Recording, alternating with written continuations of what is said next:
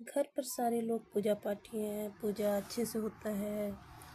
ऐसा कुछ नहीं है कि हाँ पूजा नहीं करते हैं, वो भी मंदिर जाते हैं और घर पे भी पूजा होती है। लेकिन एक सच है कि जहाँ भगवान होते हैं ऐसा नहीं है, शैतान भी वही होते हैं। क्योंकि वो बताया गया ना कि भगवान सबके लिए है, वो अगर हम इंसानों के लिए है तो उनके लिए भी है। तो और एक ये भी बात है कि वो हर जगह मौजूद होता है। ऐसा नहीं है कि हाँ वो कहीं है कहीं नहीं है, ये हमारे मन का वहम होता है। और भैया भी पूरे मैच्योर हैं और ख़ुद वो साइंस के स्टूडेंट रह चुके हैं। और जैसा कि आप लोग को पता होगा कि साइंस वाले इस चीज़ को मानते नहीं, एक्सेप्ट नहीं करते हैं। तो ऐसे इंसान थे, ठीक है। और बात करीब 5-6 साल पुरानी होगी, 5-6 साल पुरानी नहीं, शायद 2011 की घटना है। ज़्यादा टाइम हो गया है, 2011 की घटना होगी। तो वो दीपावली का दिन था, इसलिए शायद हम लोग को खास याद है। दीपावली के जो फर्स्ट डे होता है, धनतेरस होता है, वो दिन था।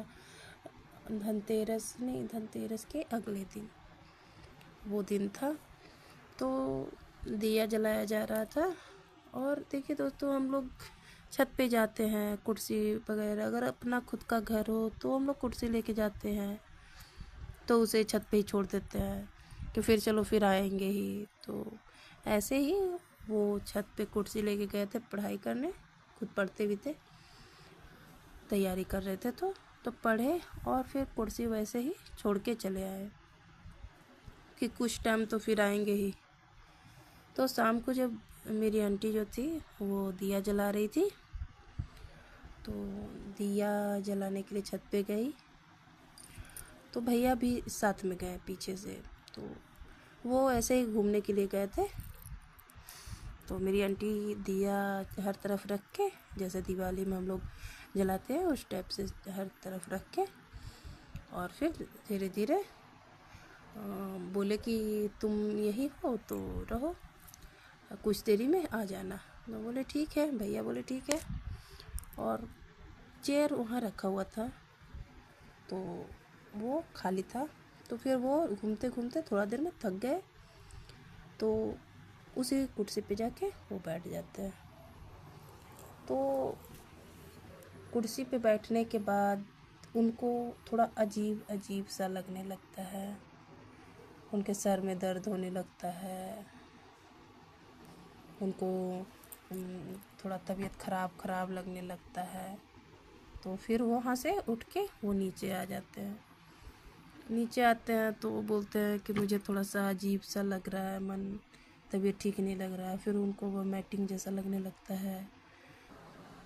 उसके कुछ देरी बाद उनका तबीयत अचानक से ज़्यादा ख़राब हो जाता है, पूरा फीवर आ जाता है और उनको सांस लेने में प्रॉब्लम होने लगता है। बहुत मतलब अजीब अजीब बीमारी उनको फील होने लगता है। तो बगल में एक मेडिकल किए हुए हैं भैया हैं, तो उनको बुलाया जाता है। तो आते हैं, वो चेकअप करते हैं, तो बोलते हैं कि वो बहुत ज़्यादा फीवर उवर है ना, इस वजह से कभी कभी ऐसा होता है। फिर उनको दवा ववा देकर इंजेक्शन लगा कर वो चले जाते हैं। लेकिन इंजेक्शन और दवा का थोड़ा भी असर नहीं हुआ, उनकी तबीयत में कोई सुधार नहीं हुआ। थोड़ी देर बाद फिर से वही हाल।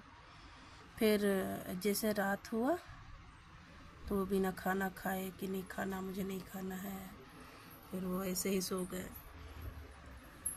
फिर रात को वो अजीब अजीब आवाज़, पूरा ज़ोर ज़ोर से चिल्लाना शुरू कर देते हैं, बहुत अजीब से चिल्लाते हैं। इतना ज़ोर ज़ोर से वो चिल्ला रहे थे कि उनके कंठ से मतलब खून तक निकल रहा था। अब कुछ देरी में रोने लगते थे, आप बोलते थे हमको बचा लो, हमको बहुत अजीब लग रहा है, हम नहीं बचेंगे, कुछ ऐसा उनको लगता था, फील होता था, वो बताते थे। अब सब लोग घर पे बहुत परेशान, कुछ समझ में नहीं आ रहा था कि क्या हुआ है, क्या किया जाए। और ना किसी का लिया दिया खाए थे, कहीं नहीं गए थे, और मतलब समझ से बाहर थी प्रॉब्लम। अब रात के 11-12 बजे इस तरह का, तो रात में ऐसे भी ऑटोमेटिक ही डर लगता है, और इस तरह में और ज़्यादा डर लग रहा था। समझ में नहीं आ रहा था कि आखिर मतलब किया क्या जाए। तो फिर हम लोग मतलब मेरे अंकल जो थे वो बोले कि कल मतलब किसी डॉक्टर को, अच्छे डॉक्टर को ले जाके दिखा देंगे। तो फिर वो अगले दिन अच्छे डॉक्टर, बड़े डॉक्टर के पास गए, दिखाए। वो बहुत सारा चेकअप, कुछ नहीं निकला, कुछ भी नहीं था उनको। बट रात में वही सिलसिला जारी था। तो मतलब सबको धीरे धीरे ये शक होने लगा कि पता नहीं कहीं ये कुछ ऊपरी हवा का तो चक्कर नहीं है, निगेटिव एनर्जी का। तो चेक करने के लिए जो छोटे वाले भैया हैं, डर से तो कोई उनके साथ सोना पसंद नहीं कर रहे थे, पर छोटे वाले जो भैया हैं वो उनके साथ रह रहे थे, तो थोड़े नीडर टाइप के थे, तो वो थे साथ में। तो बोलते हैं कि ठीक है हम आते हैं। तो जो पूजा करते थे, जहाँ पूजा रूम जो था, वहाँ से राम दरबार हम लोगों सबके पास होते हैं, राम दरबार की फ़ोटो मूर्ति हम लोग रखते हैं।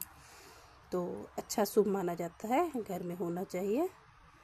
तो वो लेके आते हैं, और जैसे ही वो फ़ोटो उनके ये सीने पे सटाते हैं, अब उनकी और ज़ोर से चीखना चिल्लाना शुरू कर देते हैं, हटाओ हटाओ इसको, बचाओ बचाओ। पूरा अजीब टाइप का पूरा घर उठ जाता है। रात में कोई सो नहीं पा रहा था, बहुत दिन मतलब लगभग 1 सप्ताह से ना कोई सोया था, ना कोई खाना खा पा रहा था। क्योंकि ऐसे सिचुएशन में खाने की तो बात छोड़ दीजिए, आप मतलब सांस भी ले रहे हो तो एक मजबूरी है।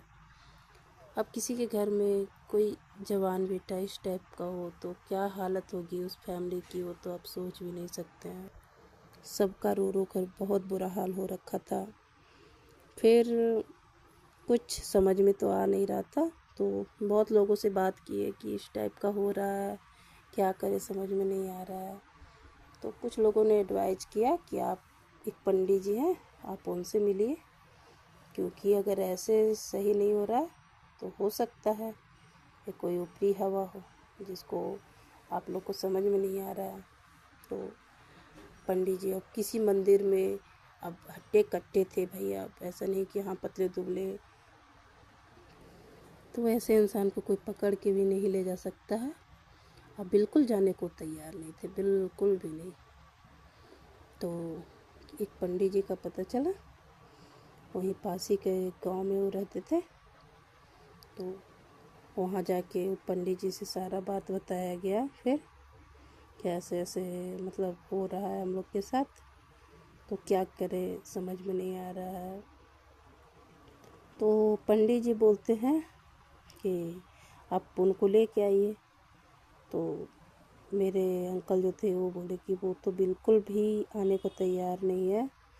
वो जगह था जो जीजा जी थे, मेरी दीदी जो जिसका शादी हो चुका था, उसके ससुराल में वो पंडित जी थे। तो जीजा जी बोलते हैं कि वो तो नहीं आ सकते हैं, तो आप ऐसा कुछ बताइए जिससे कि मतलब बिना आए भी काम हो जाए। तो फिर वो बोलते हैं कि ठीक है, एक काम कीजिए कि उनका